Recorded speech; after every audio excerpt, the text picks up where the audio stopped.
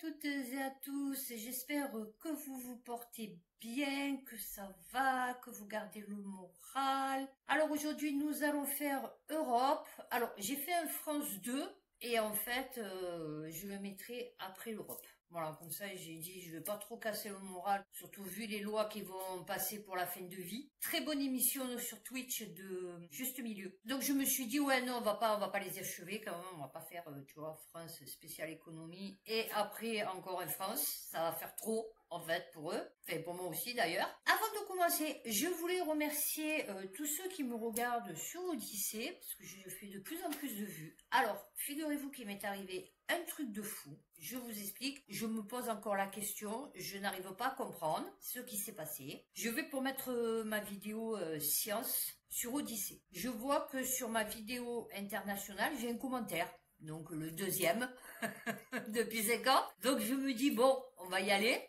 C'est une espèce de truc encarté, vous voyez, une cartouche. En fait, je vois la photo de Dieudonné en avatar, là, en machin, on profite. Et je vois Dieudon, le fou du roi. Et il me marque, tiens, je te donne un jeton, ceci te permettra de faire avancer ta vidéo, de la mettre plus en avant. J'hallucine. Je me dis, attends, c'est quoi le délire? Bon, déjà, je savais même pas qu'on pouvait donner des jetons. Donc, si vous pouvez me donner des jetons sur Odyssée, ça serait sympathique. Non, franchement, je sais pas combien ça vaut les jetons, je sais pas à quoi ça correspond.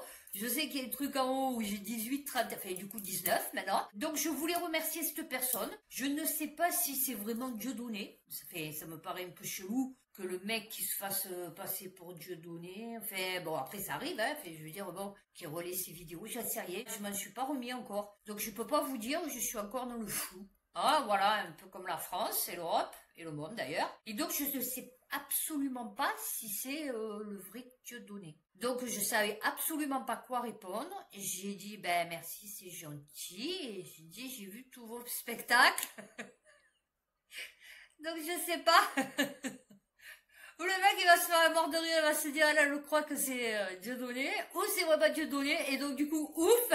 Mais bon, voilà. Donc, je ne sais absolument pas si c'est lui ou pas. Mais bon, merci, hein, du coup, de m'avoir donné un jeton. Alors, je ne sais pas le prix du jeton. Bon, à ce moment, je suis un peu cric-crac, vous voyez. Donc, ceux qui veulent bien me jeter un jeton, tu vois, voilà. Ça serait sympathique. Non, je plaisante, je demande pas d'argent, moi. Chacun est libre de faire ce qu'il veut, la vie. Je demande pas, mais bon.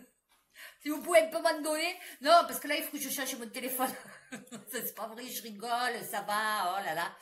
Donc voilà, donc je voulais remercier tous ceux qui me regardent, du coup, et cette gentille personne qui est officiellement Dieudonné pour le jeton. Voilà. Donc, nous allons commencer Europe. Et dans France, je vous raconterai, si je m'en rappelle d'ici là, quelque chose. Ouais, non, parce que des fois, je parle dans mes vidéos, je dis des trucs que je vais dire, et en fait, je les dis pas. Ou je les prépare, mais j'oublie. Donc, du coup, c'est un peu chiant. Donc, là, on va essayer de faire un truc, voilà, je m'en rappelle plus. Non, sérieux, je m'en rappelle plus. Je voulais vous parler de quoi sur France? Ah!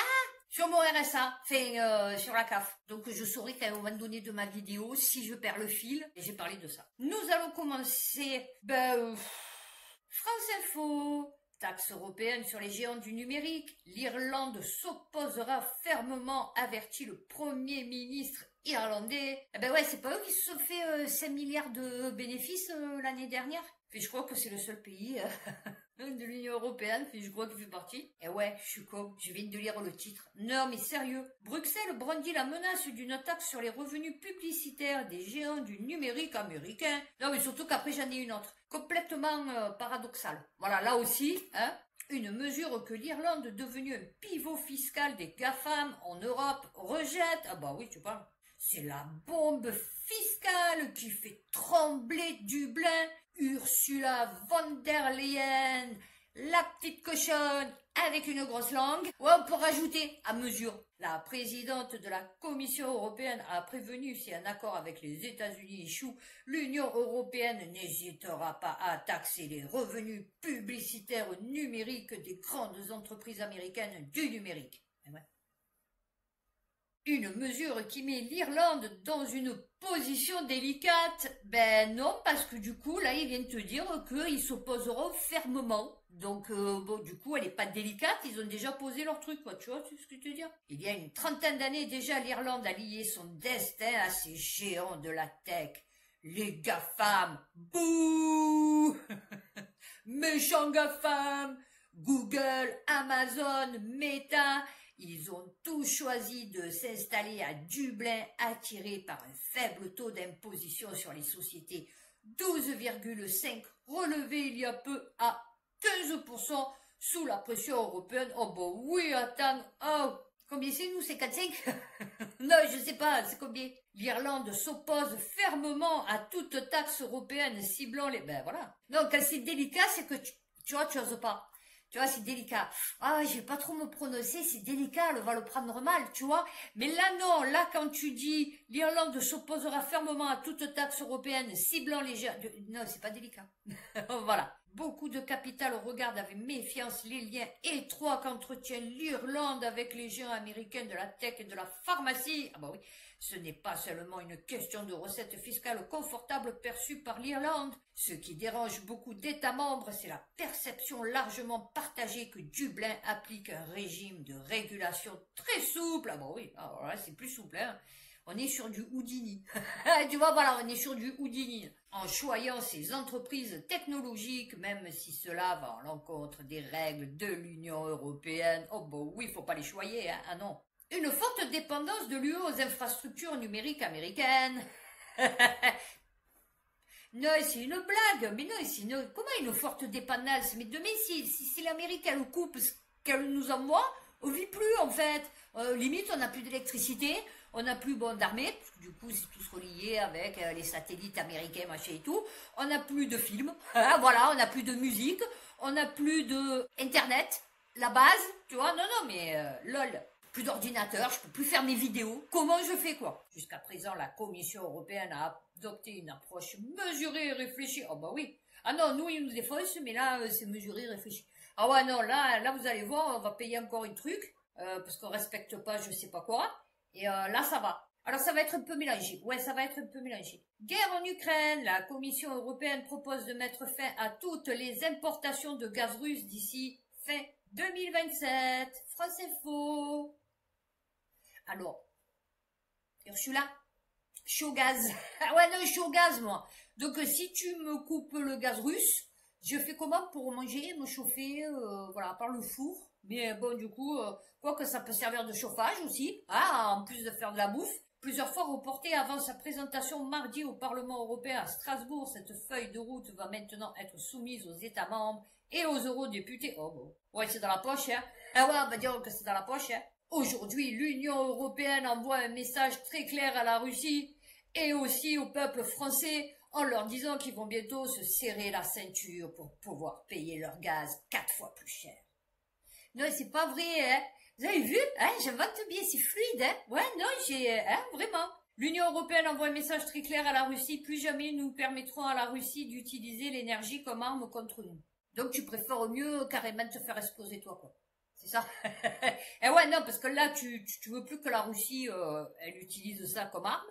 Donc, du coup, tu te fais exploser. Non, et c'est bien. Nous le devons à nos citoyens, à nos entreprises et à nos courageux amis ukrainiens. Quel est le rapport? Ah, parce que si on n'a plus de gaz russe, ils vont se sentir soulagés, eux qui n'ont pas d'électricité, qui n'ont pas d'eau, qui n'ont pas de chauffage, qui n'ont pas de... Ouais, non, c'est sûr, hein. Alors qu'elle s'établissait à 45% en 2021, le gaz russe représentait 19% des importations gazières de l'UE en 2000. Et ouais, je l'ai vu sur ma facture. Eh ouais, non, je l'ai vu sur ma facture. Eh ouais, je me suis pris 60 euros d'un coup. Ah ouais, non, de 60 euros d'un coup. On continue. Ben là, du coup, aucun rapport avec la choucroute. La Voix du Nord. Euro numérique. C'est quoi cette histoire d'interdire l'argent liquide? Fake news. Ah oui, non, mais ils vont nous dire peut-être. Pas sûr. Ça se pourrait. C'est encore fou. Ouais, c'est encore fou. Plusieurs vidéos circulent sur les réseaux sociaux annonçant la fin de l'argent liquide en lien avec l'arrivée de l'euro numérique. Qu'est-ce exactement que l'euro numérique? C'est de l'euro, mais numérique. Voilà. C'est un peu comme on amène en quoi. Pourquoi la fin prochaine de l'argent liquide est une infox? On fait le point. C'est confirmé, nouvelle loi en avril, l'argent liquide sera bientôt interdit partout en France et en Europe. La Banque Centrale Européenne développe actuellement un projet qui va vous permettre de régler tous vos achats sans jamais utiliser un seul billet. Et c'est un peu ce que je fais moi tous les jours. Hein. J'ai pas d'argent liquide, hein. J'utilise pas moi. J'achète un croissant, je l'achète avec ma carte, tu vois. C'est rare, hein, quand j'ai de l'argent liquide. Je n'ai plus, hein. Les fausses infos évoquant la disparition de l'argent liquide, voire un mystérieux plan de disparition de l'argent liquide. De même, des rumeurs circulaient ces dernières semaines expliquant que les distributeurs automatiques de billets allaient disparaître à la fin de l'année. C'est-à-dire, on n'en a plus beaucoup. Il paraît que là, alors je sais pas si c'est vrai, c'est sur TikTok, le mec, il peut pas retirer plus de 200 euros. Alors, je sais pas dans quelle banque il est. Il explique qu'il y a une loi qui est sortie, qui va sortir, afin qu'il y en a qui appliquent pas, je ne sais rien. Enfin, soi-disant que, au DAB, tu peux plus retirer plus de 200 euros. Je sais pas. Voilà, c'est ça. C'est une forme de paiement complémentaire. Ouais, c'est un peu comme un quoi. Je vois un peu le délire. Non, je vois pas la différence. Franchement, je vois pas la différence. Si ce mode de paiement complémentaire au moyen de paiement habituel voyait le jour, détaille le ministère de l'économie, il serait ouvert à toute personne ou entreprise dans la zone euro. Il serait accepté dans tout État européen qui a adopté l'euro comme monnaie officielle. Ouais, un peu comme ça se passe maintenant. Ma fille, elle a la carte à la caisse d'épargne, elle est partie en Italie, elle est partie en Norvège, elle marchait sa carte. Donc, tu vois, ça existe déjà. C'est pour ça que je vois pas. Franchement, je vois pas. Alors, s'il y a quelqu'un qui peut me dire la différence avec ce qui se passe maintenant, la carte bleue, franchement, je vois pas. C'est quoi la différence? Le journal du coin, coin. Crypto-monnaie, l'Union européenne pourrait bannir les cryptos anonymes d'ici 2027. Alors, je ne sais pas ce qu'est une crypto anonyme. Adieu Monero. La réglementation MiCA, Marketing Crypto Assets de l'Union européenne n'est pas la seule à s'attaquer aux crypto-monnaies. Un autre texte, cette fois contre le blanchiment d'argent. Ah bah oui. Ah, juste. Non, mais lol. Pourrait bien mettre fin aux crypto-actifs dits anonymes comme Monero ou Zcash. Explication. Je vais peut-être vous expliquer un truc que je ne comprends absolument pas. Hein. L'Union européenne a décidé d'interdire les crypto-monnaies dites anonymes telles que Monero et Zcash, ZEC, dans le cadre d'une nouvelle réglementation anti-blanchiment. La mise en œuvre de ces règles est prévue pour 2027, ciblant particulièrement les fournisseurs de services d'actifs numériques opérant dans plusieurs États membres. Les tokens anonymes bientôt interdits par l'Union européenne.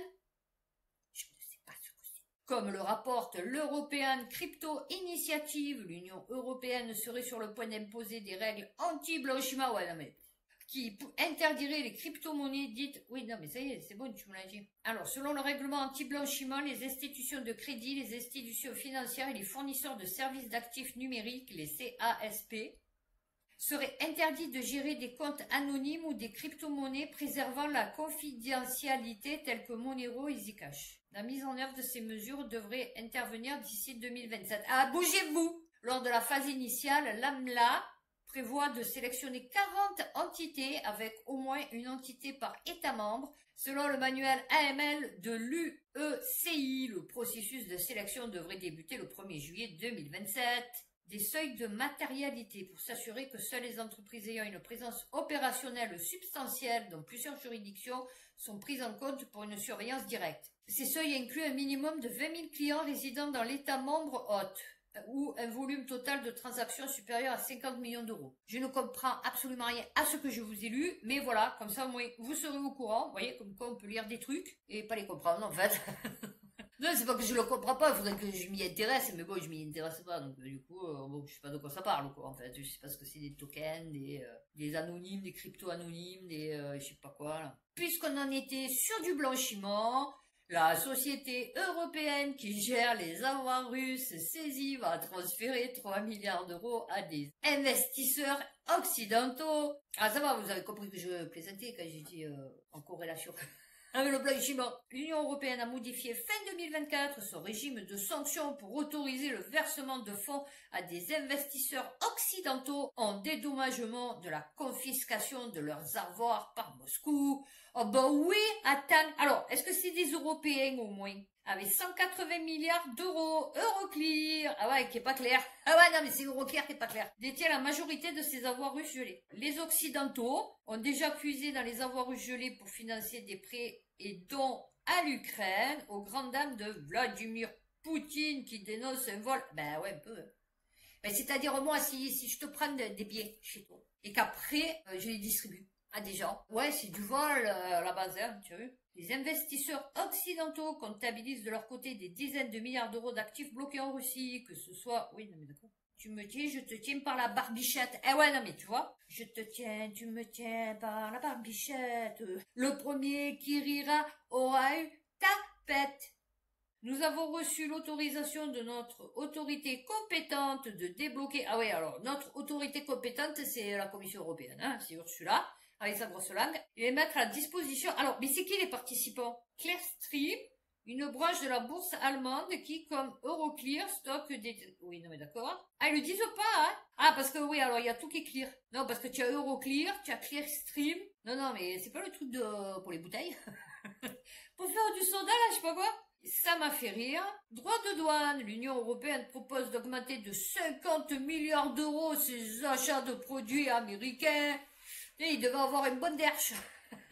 Trump, hein, Ursula. Face aux nouveaux droits de douane imposés par Donald Trump, le commissaire européen au commerce a déclaré que l'UE envisageait d'augmenter de 50 milliards d'euros ses achats de produits américains. Alors attendez, parce que là, il n'y a que ça. Donc j'aimerais bien développer... Alors... Ah ouais, d'accord, on va payer... ouais, on est les tapins. Je vais dire le proxo, non. Le proxo, c'est Trump. On est les tapins. Oui, non, Forbes. Alors, dans un contexte de tension commerciale entre Bruxelles et Washington, l'Union européenne propose d'augmenter ses achats de produits américains à hauteur de 50 milliards d'euros, une initiative diplomatique visant à désamorcer l'instauration de nouveaux droits de douane par l'administration Trump. Voilà, c'est ce que j'étais en train de dire, on fait les tapineuses, quoi, encore. Laisse-moi le trottoir. Laisse-moi celui-là de trottoir. Ah ouais, non, ça va, je te donne un peu plus. Ce qu'il faut retenir. Du gaz naturel liquéfié. Ah ouais, non, mais tu vois. Et de produits agricoles américains. Ça va être compliqué, les agriculteurs, hein, les gars. Une sorte de compromis permettant de compenser le déficit commercial avec les États-Unis. À condition que les hausses douanières de 10% visant l'Europe soient abandonnées. Putain, tout ça pour 10%. T'imagines? 10% et on se met à genoux, à bonne hauteur.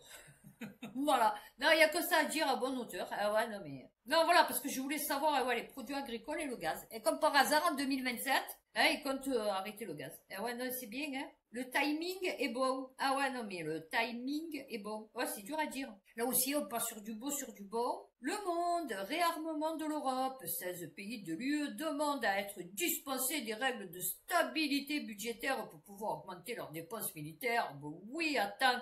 Donc ça veut dire de la dette. En fait, ils sont en train d'endetter tous les pays. Et la population d'ailleurs. Mais après, quand il n'y en aura plus, comment ils vont faire? Ah, ils vont faire des guerres avant, vous croyez, hein? La vie... Non, je sais pas, j'ai peur. Un livre blanc pour la défense dans lequel elle propose entre autres aux États membres de consacrer jusqu'à 1,5. Alors nous on est combien? 5? Je crois. 1,5 ça fait 6,5. Si entre temps on n'a pas encore augmenté, donc on pourrait être à 7%. Tu vois, de déficit. Pendant 4 ans à des dépenses militaires. Ah bah oui, 4 ans c'est bon. Après il y a Macron. Eh ouais, après il y a Macron, t'as pas compris. La Belgique, la Bulgarie, la République tchèque, le Danemark, l'Allemagne, l'Estonie, la Grèce, la Croatie, la Lettonie, la Lituanie, la Hongrie, la Pologne, le Portugal, la Slovénie, la Slovaquie, la Finlande. D'accord. Mobilisés jusqu'à 650 milliards d'euros d'ici à 2030. Plusieurs pays, dont la France, l'Espagne ou l'Italie, n'ont jusqu'à présent pas manifesté leur intérêt, même s'ils se sont engagés à augmenter leurs dépenses. Ah ben oui, mais non, mais parce qu'on n'a pas les pépettes. Parce que Macron, il fait des annonces en carton-pâte. Voilà, c'est juste du blabla. De la poudre de perlimpépé, il vous l'a toujours dit. Et puis, il faut passer printemps, hein. Ah ouais, non, il faut passer printemps, hein. Alors là, par contre, une bonne nouvelle. Nitrate dans l'eau potable. La Commission européenne attaque la France en justice pour non-respect des normes et mise en danger de la santé. Le Monde. Bruxelles reproche à la France d'exposer la population à un danger potentiel. Oh bah putain. Ah bah écoute, le premier danger potentiel pour la santé des Français, je pense que c'est le gouvernement, tu vois. En ne respectant pas les seuils maximaux sur les nitrates dans 107 unités de distribution. Non, c'est bien pour... Alors c'est lesquels? Alors j'ai pas les 107, mais dans 7 régions Donc, si vous êtes dans cette région, Bourgogne-Franche-Comté, Centre, Val-de-Loire, Grand Est, c'est pas nous, Hauts-de-France, Île-de-France, Occitanie, Pays de la Loire, Grand Est, c'est pas nous. La principale source de nitrate est le secteur agricole. Ah, c'est pour ça qu'ils veulent plus d'agriculteurs. Ah ben voilà, vous voyez, c'est pour la protection de l'environnement et la bonne santé des citoyens qui vont détruire les agriculteurs français. Ah oui, ils n'ont pas suffisamment informé les consommateurs. Ah ben c'est sûr, on n'est pas au courant. Voilà, je t'explique. Non, les gens ne sont pas au courant. Ah, cela m'a fait rire aussi. Non, parce que je vous avais lu l'article où je vous disais que les F-35, ils étaient... Alors, on pouvait pas les déconnecter à distance, mais par contre, ils savaient tout ce que vous faisiez dans votre petit avion. Ah, il est bizarre cet article. Alors, zone militaire, OPEX 360. La Belgique confirme l'achat d'autres F-35 et laisse planer un doute sur sa participation future au SCAF. Bon, je sais pas ce que c'est. Non, c'est bien. Non, parce que du coup, je vous avais dit que le Danemark, il avait acheté, et je vous avais lu l'article comme quoi, bon, ouais, c'était quand même, enfin bon, tu pilotais des avions américains, quoi. Tu vois ce que je veux te dire? C'est même plus tes avions. Ben voilà, la Belgique, toujours au top. Et il a décidé d'en acheter aussi. Eh oui, composante aérienne de la défense belge. Eh ouais, non, mais je te dis, alors qu'elle entend porter ses dépenses militaires à 2% du PIB dès cette année, oh bah oui, ce qui suppose de trouver 4 milliards d'euros. Oh bah t'inquiète, il faut bien les rincer aux Belges. On va manger des avions après. Non, je sais pas, parce qu'on va manger quoi? Dans le futur, j'espère avoir un avion de chasse européen au top niveau. Ah ben non, mais si tu achètes que des avions de chasse américains, tu risques pas de développer des avions de chasse européens. Mais je veux dire, tu vois, tu vas y aller à la facilité en fait. Voilà, on va finir celui-là, et après je vous en mettre un parce qu'il est rigolo. Non, il est rigolo. Pour finir, et après on passe au bref. En Pologne, le traité de coopération que s'apprête à signer Paris et Varsovie crée le débat. Les clauses concernant les aspects de sécurité et de défense seront particulièrement scrutées dans un climat d'incertitude autour de l'engagement stratégique de l'administration de Donald Trump en Europe. Sous le parapluie français, titré en une le 30 mars, le quotidien libéral Gazeta Wyborska. C'est compliqué, non, c'est compliqué. Pourquoi tu mets un R, un C, un Z et un A? Tu vois la suite? Il y a trop de lettres là, il y a trop de consonnes. Il y a trop de consonnes. Alors, le nouveau traité entre la Pologne et la France, la seule puissance nucléaire de l'Union européenne, doit comporter des garanties de sécurité. J'espère qu'il n'a pas signé que si la Pologne est attaquée et qu'elle a besoin d'armes nucléaires, ça va être les nôtres. L'annonce d'une aide militaire française en cas d'attaque contre un allié est sans équivoque. Traité de Nancy. Ouais, mais arrêtez de donner des noms de villes françaises, en fait. Dites des noms de je sais pas d'ailleurs. Ah, le traité de Barcelone, quand même. Ouais, ben fait. Est présenté comme un traité premium. Indissociable des intérêts de sécurité entre les signataires, ainsi que l'assistance mutuelle en cas d'agression armée par tous les moyens dont ils disposent. Ouais, c'est ça. J'espère que j'ai mal interprété, parce que franchement, sinon c'est chaud. Alors, on va essayer, du coup, là, ça m'a un peu cassé le moral, de finir sur une note rigolote pour, on va dire, les articles longs. L'internaute. Le métro de l'Europe arrive, un transport ultra rapide qui va relier toutes les capitales du continent. Ah ben ceux qui sont contre l'immigration là, ça va être compliqué. Non bon c'est rigolo parce que franchement, oui voilà, voyage à 400 km/h, oui bien sûr bien sûr. Déjà fait métro à Marseille déjà, on sera déjà content tu vois, prolonger les lignes tu vois. Et après, tu viendras me parler de ton métro de l'Europe qui va transformer mes trajets. Voilà, ils sont trop lents les trains. Ah ouais, attends, oh, le projet Starline se propose de changer la donne avec un réseau ferroviaire de 22 000 km. Il connecte 39 villes européennes ainsi que le Royaume-Uni, la Turquie et l'Ukraine. Ah non, alors oui, non, alors peut-être super top, la science, machin, technologie, 400 km/h, bon, faudrait-il encore qu'il le fasse? Non, ça va être compliqué, parce que, surtout, si ça rejoint la Turquie. Alors, j'ai rien contre les Turcs, hein, mais je veux dire, bon, ça va être compliqué. Là, il y a plus de vannes. Là, il y a les vannes, c'est open bar. Là, c'est, ah ouais, non, là, c'est open bar, hein. Non, non, c'est bien, on a bien fini. Bah, écoutez, je pense que je vous ai bien remonté le moral, hein. Et donc, on va passer au bref. Midi libre, guerre en Ukraine, Si elle continue d'avancer au même rythme qu'en avril 2025, l'armée russe achèverait sa conquête en l'an 2256. Alors, Simon Richard, oui, non, parce que c'est celui qui a écrit l'article.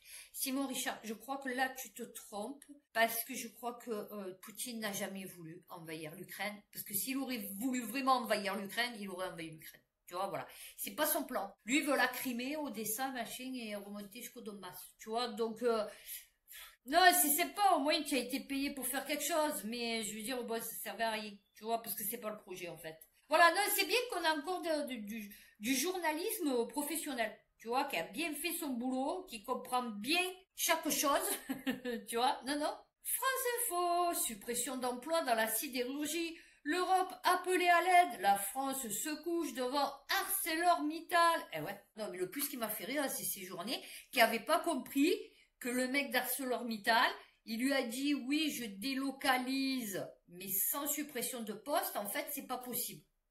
Tu peux pas délocaliser sans supprimer des postes en fait. Avec les organisations syndicales qui n'ont pas réussi à rassurer. Mais tu veux les rassurer comment? Alors disant non mais attends, alors tu vas perdre ton emploi mais... Et après, il n'y a pas de suite, parce qu'il n'y a pas de réembauche, il n'y a pas de mutation, il n'y a pas de, tu vois, de prise en charge, il n'y a rien. Mais tu vas te retrouver au chômage. Et vu que on a fait une belle réforme en 2019, d'ici un an, tu touches plus rien, tu te retrouves au RSA. Voilà. Et là, tu vas vivre avec 695 € par mois.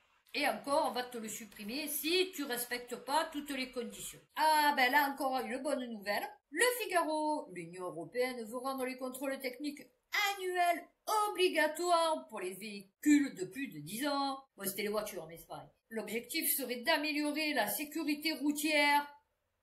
Non mais tous les ans, faut pas déconner. Et de blessés graves sur la route d'ici 2030. Ouais, soi-disant pour éviter les décès. Pourquoi tu... Non, ce qui cause les décès, c'est des pierres palmades. C'est ça qui crée des décès. Qui fument, qui boivent, qui prennent des cachetons, qui se droguent, qui... C'est pas, en fait, un problème de voiture, en fait, en elle-même. Et camionnette. Ah, d'accord. Ah, ils vont être contents. Ah ouais, parce que dans mon quartier, toutes les camionnettes, vous voyez la tête qu'elles ont. Ah ouais, non, mais il y en a une. Elle avait encore l'immatriculation 13. Alors que ça fait longtemps que j'en ai plus vu. Non, mais pour vous dire. Et développer de nouvelles méthodes pour contrôler les émissions d'oxyde de carbone et de particules. Et oui, parce que là, comme tout le monde a dit, non mais attends, mon véhicule, la 35K, il pollue moins que les voitures actuelles. Donc du coup, là, ils vont trouver une nouvelle méthode. Pour dire, non mais attendez, alors sur la valeur absolue du triangle obtus par rapport à l'hypoténuse, votre voiture, elle pollue trop. Ouais, mais l'année dernière, elle polluait pas. Ouais, mais cette année, elle pollue trop. Ouais, non, parce que là, on a une nouvelle méthode pour contrôler les émissions d'oxyde d'azote et de particules fines. Voilà, c'est pour ça, monsieur. Voilà, ça fait 80 €. Et en plus, vous pouvez pas repartir avec. Oui, non, parce que ça aussi, c'est une nouvelle loi européenne, donc je vous confisque le véhicule, et ben, vous prenez le bus, hein, qu'est-ce que vous voulez que je vous dise, c'est pas moi, hein, sur celui-là, hein. 19 000 personnes. Dans toute l'Union européenne. 19 800 personnes. Sur 650 millions. 650, 450, je m'en fous. Non, c'est bien. Et donc, ça va de pair. Selon les patrons de Stellantis et Renault, le sort de l'industrie automobile européenne se joue cette année. Voilà, ben là aussi, hein, Le Monde, vous avez la date. Ils s'inquiètent. Oh bah oui, là tu vas encore. Alors, en plus qu'ils ont interdit maintenant la fibre de carbone. Non, mais je vous dis, il y a un problème. Hein. Le marché n'achète pas ce que l'Europe veut que nous lui vendions. Eh ouais, c'est ça le problème. Non, mais là, il faudrait qu'en fait, tout le monde arrête de tout faire, en fait. Il y a que ça à faire. Bon, ben voilà, j'ai fini les brèves. Ouais, elle a pas été super longue, cette vidéo. Mais bon, du coup, ça sert à rien qu'elle dure des plombes. Hein, comme je dis. Alors, vidéo finale, j'ai une vidéo sur l'Europe. Mais... Alors, attendez, je vais peut-être la retrouver et vous dire de quoi elle parle, si j'en ai une. Non, mais ça aurait fait un petit peu plus professionnel si j'aurais pu dire c'était quoi, tu vois. Voilà, si tout au moins j'aurais fait l'effort de chercher. Donc, ben voilà, ben ça sera la surprise, hein, voilà. Non, ça sera la surprise, je l'ai pas, je sais, non, je l'ai pas. Je chercherai des trucs sur l'Europe, il y en a plein. Vidéo finale, et on se retrouve après la vidéo.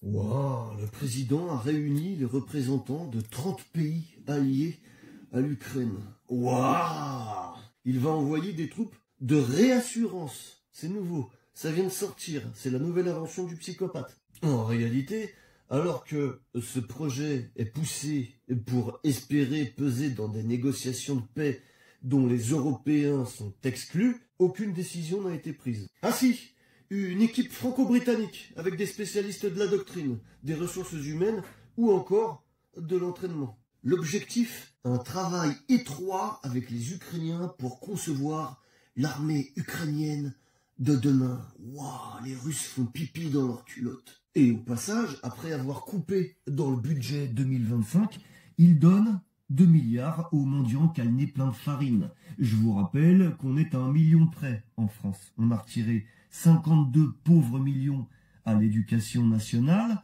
grosso modo 600 millions à l'agriculture, 630 millions à la recherche, et je vous parle pas des hôpitaux. Mais à part ça, on a de quoi aider le poudré. Bref, encore un effet d'annonce qu'a fait pchit. Bon ben voilà, j'espère que cette vidéo vous aura plu, vous aura intéressé, vous aura fait passer un bon moment, vous aura instruit. Ma prochaine vidéo, donc France, et après on reprend international et sciences. Voilà. Donc, ben écoutez, n'hésitez pas à liker, à vous abonner, à me donner des jetons. Ah ouais, je perds pas le fil, moi. Ah, moi, tu sais, les pépettes, c'est important. Hein. Ouais. Non, je rigole, hein, vous me donnez rien du tout. Faites-le, si vous voulez me donner, vous me donnez, mais je veux dire, je vous demande pas de me donner. Donc, d'ici ma prochaine vidéo, prenez soin de vous, faites attention à vous, et puis à bientôt pour une prochaine vidéo.